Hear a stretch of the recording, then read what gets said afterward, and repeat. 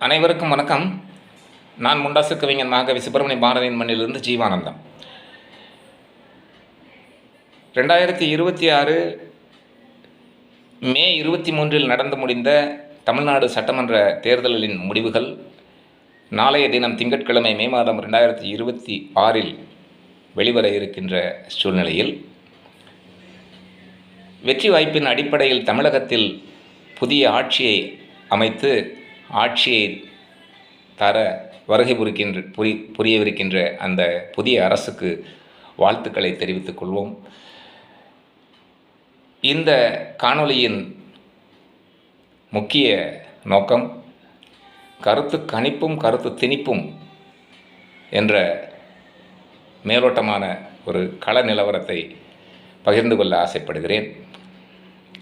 நான் எந்த ஊடகவியலாளரும் இல்லை. ஆனால் எனது கள நிலவரம் மக்கள் மத்தியிலே சென்றடைய வேண்டும் என்று நான் விரும்புகிறேன்.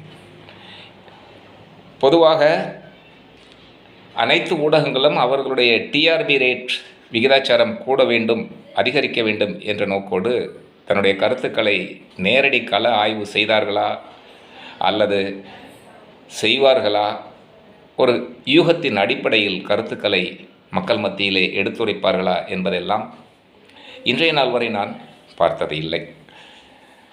நடந்து முடிந்த தேர்தலில் சுதந்திர இந்தியாவின் முதல் முறையாக தமிழ்நாட்டிலே 84% 87% வரை பதிவாகி இருக்கிறது. இந்த முதல் முறையாக இதை நான் காண முடிந்தது. தேர்தல் நாளன்று மிகுந்த மக்கள் அனைவருமே மிகுந்த ஆர்வத்தோடு வாக்களித்தார்கள். இந்த தேர்தல் திருவிழா உண்மையிலேயே ஒரு மக்களுக்கும் அதிலே பங்கெடுக்கின்ற வேட்பாளர்களுக்கும் நிச்சயமாக ஒரு திருவிழாவாகத்தான் இருந்தது. எந்த ஒரு அசம்பாவிதமும் இல்லாமல் கிட்டத்தட்ட 87% வாக்குகள் பதிவாகி இருக்கின்ற சூழ்நிலையில் யார் வருவார், எந்த கட்சி ஆட்சி அமைக்கும் என்ற கருத்துக்களை ஒரு சில ஊடகவியலாளர்கள் பகிர்கின்றார்கள். ஆனால் என்னுடைய கள நிலவர பதிவை நான் மக்கள் மத்தியிலே நான் எடுத்துச் சொல்ல ஆசைப்படுகிறேன். நான் கிட்டத்தட்ட நேரடியாக 3500க்கும் மேற்பட்ட நபர்களை நேரடியாக களத்தில் சந்தித்து ஒரு செய்தி சேகரிப்பாளராக, கருத்து சேகரிப்பாளராக நான் களத்தை ஆய்வு செய்திருக்கிறேன். இது எனக்கு கிடைத்த மிகப்பெரிய பாக்கியம்.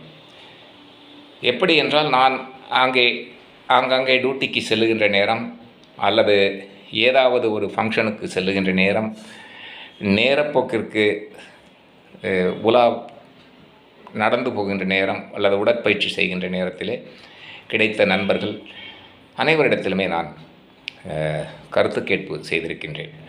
என்னுடைய கருத்து கேட்பிலே கருத்துக்குரிய மக்கள், பொதுமக்கள் அடிமட்டத்திலிருந்து மேல்மட்டம் வரை என்னுடைய சரியான கேள்விக்கு பதிலளித்து சென்றார்கள் என்றால் அது மிகையாகாது.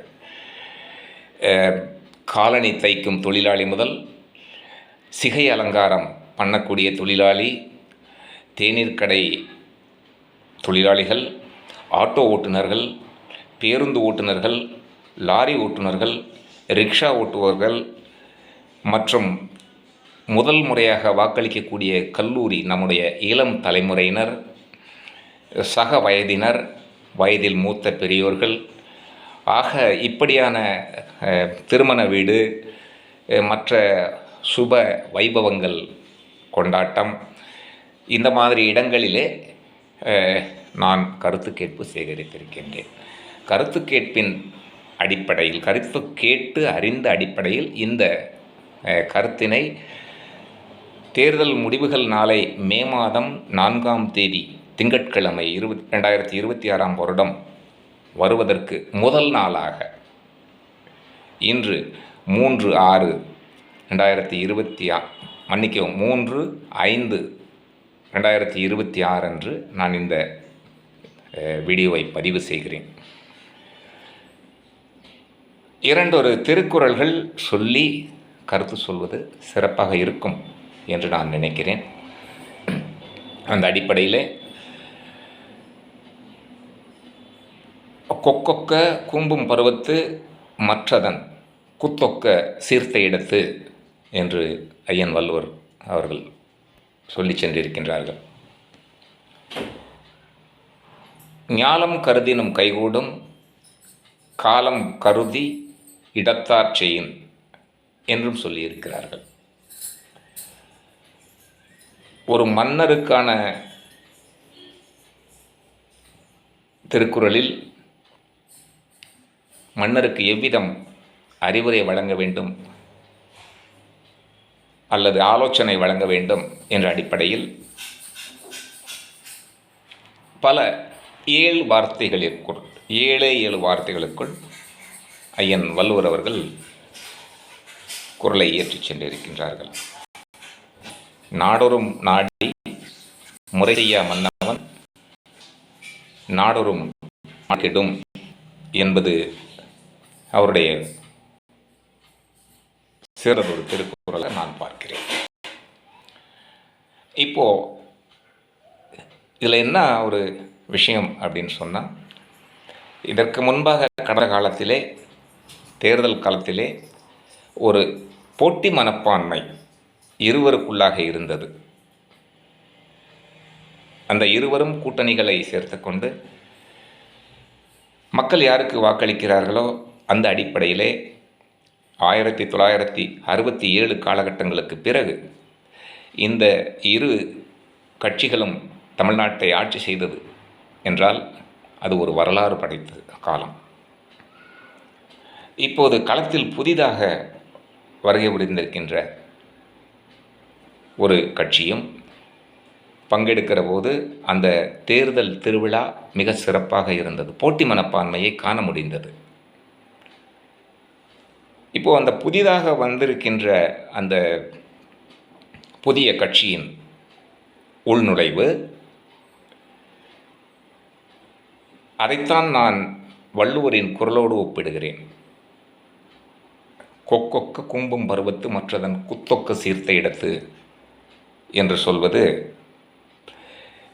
அந்த கட்சியின் தலைமை பொறுப்பில் இருப்பவர் நன்றாக எந்த நேரத்தில் நாம் அரசியலில் ஈடுபட வேண்டும் என்ற சிறந்த ஆலோசனை செய்து, இந்த நேரத்தில் நாம் போட்டியிட்டால் நமக்கு ஒரு அங்கீகாரம் கிடைக்கலாம், தேர்தல் அங்கீகாரம் கிடைக்கலாம் என்று கருதி சரியான நேரத்தில் அவர் அரசியல் களத்திற்குள் வந்திருக்கின்றார் என்று நான் கணிக்கிறேன். இரண்டாவது திருக்குறள், ஞாலம் கருதினும் கைகூடும் காலம் கருதி இடத்தார் செயின் என்ற திருக்குறளையும் நான் அந்த புதிதாக வருகை புரிந்திருக்கின்ற தேர்தல் களத்திலே, தமிழக தேர்தல் களத்திலே வருகை புரிந்திருக்கின்ற அந்த கட்சியின் தலைமை ஒரு சரியான நேரத்தில் உலகத்தையே ஆள வேண்டும் என்று எண்ணினாலும் கூட, மன்னிக்கவும், காலத்தை கணக்கிட வேண்டும். காலத்தை கணக்கிட்டு சரியான நேரத்தில் உள்நுழைந்தால் நாம் அதையும் எளிதாக சாதித்துவிட முடியும் என்பது போன்று அவருடைய அந்த வருகை, தேர்தல் களத்திற்கு உள் வருகையை நான் கணிக்கிறேன். மூன்றாவது திருக்குறளின் அடிப்படையில் பார்த்தால், நாடொரும் நாடி முறை செய்யா மன்னவன் நாடொரும் நாடு கெடும் என்று ஐயன் திருவள்ளுவர் சொல்லியிருக்கிறார். அந்த மூன்றாவது திருக்குறள், நான் சொன்ன மூன்றாவது திருக்குறளிலே தமிழ்நாட்டிற்குள் எல்லா இடங்களிலும் சென்று இதற்கு முந்தைய ஆட்சியாளர்கள், ஆட்சி செய்தவர்கள் அனைத்துமே சிறப்பாக செய்திருக்கின்றார்கள். அதில் எந்த மாற்று கருத்தும் இல்லை. அதாவது இன்னும் சொல்லப்போனால், எடுத்துக்காட்டுகளோடு சொல்லப்போனால், குடும்பத்திற்கு இலவச அரிசி கிடைக்கப் பெற்று விடுகிறது. மகளிருக்கு மாதந்தோறும் 1000 ரூபாய் கிடைக்கப் பெற்று விடுகிறது. மகளிருக்கு இலவச பேருந்து பயணம் கிடைக்கப்பெற்று விடுகிறது. மாணவர்களுக்கு காலை உணவு, அதாவது பள்ளி செல்லக்கூடிய குழந்தைகள் பசியோடும் பட்டினியோடும் என்ற நிலைமையில் பெற்றோர்கள் இருக்கிறார்கள் என்று கணித்து, ஐயோ என் மாநில குழந்தை பசியோடும் பட்டினியோடும் ஒருவதும் பள்ளிக்கு செல்லக்கூடாது என்பதை உணர்ந்து அவர்களுக்கு காலை உணவத்தையும் கொண்டு வந்திருக்கின்றார்கள். துப்புரவு தொழிலாளர்களுக்கு காலை உணவு திட்டம் அதை கொண்டு வந்திருக்கிறார்கள்.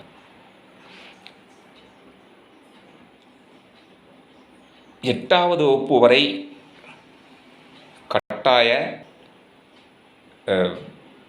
பாஸ், யாரையும்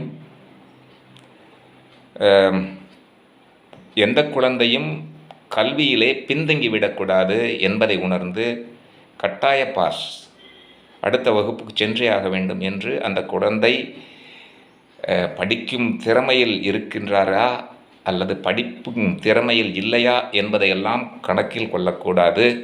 ஆனால் அவருக்கு கட்டாய பாஸ் பண்ணியே ஆக வேண்டும் என்பதை உணர்ந்த இந்த அரசு, நம்மை ஆண்ட அரசுகள் எதுவாக இருந்தாலும் சரி, 2 கட்சிகள் தானே நம்மை ஆண்டிருக்கிறது. 3வது நபரை நாம் சொல்வது இங்கே மிகையாகாது அல்லவா? அந்த அடிப்படையில் அ ஆ இ ஈ உ ஊ தெரிந்திருந்தாலும் தெரியாவிட்டாலும் அவரை கட்டாயம் பாஸ் செய்ய வேண்டும் என்பது மாணவ சமுதாயத்திற்கு ஒரு மிகப்பெரிய அப்பிரசாதம் என்று தான் சொல்ல வேண்டும். சரி, இவ்வளவும் செய்து முடித்தாத்து. இலவச டிவி கிடைத்து விட்டது, இலவச மிக்சி கிடைத்து விட்டது, இலவச மின் விசிறி கிடைத்து விட்டது. இப்படியாக பல இலவசங்கள், திட்டங்கள் மக்களுக்கு தேடி தேடி தேடி மக்களுக்கு என்ன தேவை, அதைத்தான் ஐயன் வள்ளுவர் அவருடைய திருக்குறளிலே சுட்டி காட்டுகிறார். நாடொரும் நாடி முறை செய்யா மன்னவன் நாடொரும் நாடு கெடும் என்பதை உணர்ந்த நம்முடைய அரசுகள் நாட்டு மக்களுக்கு எது தேவையோ அதை சீரோடும் சிறப்போடும் செய்திருக்கிறது. சரி, இவ்வளவும் செய்த அரசு நமக்கு ஏதும் செய்யவில்லையா என்ற கேள்வியை நாம் கேட்டுவிடக்கூடாது, ஐயப்பாடும் வந்துவிடக்கூடாது. நமக்கு என்ன வேண்டும்? குடும்பத்திற்கு தேவையான அனைத்தும் இலவசம் என்று இருக்கிற போது ஒரு ஆண்மகன் வேலைக்கு செல்ல வேண்டும், தன்னுடைய குடும்பத்தை காப்பாற்ற வேண்டும் என்பதெல்லாம் அவருடைய பொறுப்பிலிருந்து சற்று விலக்கி என்ன தேவையோ குடும்பத்திற்கு அத்தனையும் கடந்த கால ஆட்சியிலே 2026க்கு முன்னர் 1967க்கு பின்னர் 2026 வரை ஆண்ட அரசுகள் நம்ம எல்லோருக்கும் இதை சீரோடும் சிறப்போடும் செய்திருக்கிறார்கள் என்றால் அவர்களை குறை சொல்வதற்கு ஒன்றுமில்லை. ஆண்களுக்கும் செய்திருக்கிறார்கள். என்ன செய்திருக்கிறார்கள் என்றால், இதை ஒரு குற்றச்சாட்டல்ல, பொதுவாக வேலை முடித்து வீடு தேடும் ஆண் மக்கள் உடல் வலிமையை களைப்போடு வருவார்கள். அதை உணர்ந்த அரசு ஆங்காங்கே மதுக்கடைகளை திறந்து வைத்து, உங்களுடைய குடும்பத்திற்கு நாங்கள் அரிசி முதல் பருப்பு வரை அனைத்தும் நாங்கள் வழங்கிவிட்டோம், உன்னுடைய உடல் நலத்தை நீ பேணி காக்க வேண்டும் என்பதற்காக பெரும்பாலும் 4300 எண்ணிக்கைக்கு மேல் நம்முடைய தமிழ்நாட்டிலே மதுக்கடைகளை திறந்து வைத்து உடல் வலியை போக்குவதற்கு ஒரு சிறப்பான திட்டத்தை நடைமுறைப்படுத்தி வருகிறார்கள் என்றால் இதுவும் ஒரு மிகையாகாது. நல்லதொரு ஆட்சியை நாம் தமிழகத்திலே கண்டிருக்கிறோம். ஆக தமிழ்நாட்டு மக்கள் கடந்த காலத்திலே எந்த குறைபாடுகளும் இல்லாமல் அரசு நிறையவே மக்களுக்கு செய்திருக்கிறது என்பதை உணர முடிந்தது. சரி, இப்பொழுது கருத்துக்குள் வருவோம். தேர்தல் முடிவுகள் நாளை 4ஆம் தேதி, மே மாதம் 4ஆம் தேதி திங்கட்கிழமை 2026 வெளிவருவதற்கு முன்பாக 2026 மே மாதம் 3ஆம் தேதி என்னுடைய கணிப்பு. நான் 3500க்கும் மேற்பட்ட மக்களிடத்திலே கீழ்மட்டத்திலிருந்து மேல்மட்டம் வரை படித்த இளைஞர்கள், படித்த அதிகாரிகள், அனைவரிடத்திலும் கேட்கப்பட்ட கேள்வி. அவர்கள் ஒரு மாற்றத்தை எதிர்நோக்குகிறார்கள். மாற்றத்தை நோக்கி நாங்கள் நகர்கிறோம், எங்களுக்கு இந்த ஒரு வாழ்ந்து வந்த காலங்களிலிருந்து சற்று மாறுபட்டு நாங்கள் சிந்திக்கிறோம் என்ற அடிப்படையில் தான் அவர்கள் கருத்துக்களை முன்மொழிந்திருக்கிறார்கள். ஆனால் ஊடகங்களிலே நாம் கேட்கப்படுகிற போது அந்த கருத்து கணிப்பு அல்லது கருத்து திணிப்பு எதுவாக இருந்தாலும், எப்படியாக இருந்தாலும், அனைவரும் ஒரே திசையை நோக்கி அந்த புது கட்சியின் வருகையை மட்டுமே சீர்தூக்கி பார்க்கிறார்கள். அந்த புதிய கட்சியினை பற்றித்தான் எங்கு பார்த்தாலும் ஒரே கருத்து கணிப்பாக இருக்கிறது. இது எனக்குள் ஏதோ ஒரு ஐயப்பாட்டை கொண்டு வந்து சேர்க்கிறது. ஏனென்றால் பதிவான வாக்குகள் இதற்கு முந்தைய தேர்தல்களிலே எந்த ஒரு தேர்தலிலும் இந்த சதவீதம் அளவு வாக்குகள் பதிவானது இல்லை. அப்படி இருக்க ஊடகங்களிலே சென்று பார்க்கிற பொழுது அந்த புதிய கட்சியின் வருகையையே இவர்கள் விமர்சித்து பேசுவதற்கு காரணம் என்னவாக இருக்கும்? அல்லது நாம் யாரிடம் சென்று கருத்து கேட்டோமோ அவர்கள் ஒரு மாற்றத்தை எதிர்நோக்கி நாங்கள் வாக்கு செலுத்தி இருக்கிறோம் என்று சொல்கிறார்களே. இந்த கள நிலவரம் தேர்தலுக்கு முந்தி கிட்டத்தட்ட 2 மாதமாக நான் கருத்துக்களை சேகரித்து வைத்திருக்கிறேன். அந்த அடிப்படையில் அவர்கள் சொன்னது நாங்கள் மாற்றத்தை நோக்கி செல்கிறோம் என்று அவர்கள் சொல்வதும், ஊடகவியலாளர்கள், ஊடகத்துறை நண்பர்கள், செய்தியாளர்கள் அவர்கள் விமர்சிக்கின்ற அந்த புதிய கட்சியின் விமர்சனமும் எனக்கு ஒரு கணிப்பை ஊட்டுகிறது. புதிய கட்சி தான் வந்துவிடுமோ, அப்போது நாம் சேகரித்த இந்த கருத்துக்கள் சரியானது தானோ என்று நான் கருதுகிறேன். எது எப்படி இருந்தாலும் ஊடகவியலாளர்கள்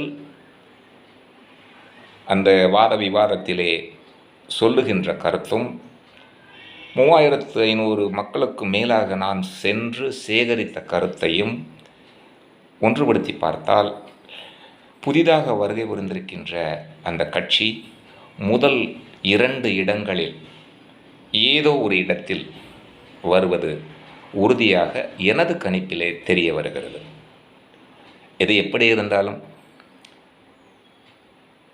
தேர்தல் வெற்றிகளின் அடிப்படையில் தமிழகத்தில் ஆட்சி அமைக்கின்ற அந்த அரசுக்கு வாழ்த்துக்களை சொல்லி விடைபெறும் நான் முண்டாசு கவிஞன் மகாகவி சுப்பிரமணிய பாரதியின் மண்ணிலிருந்து ஜீவானந்தம். வணக்கம்.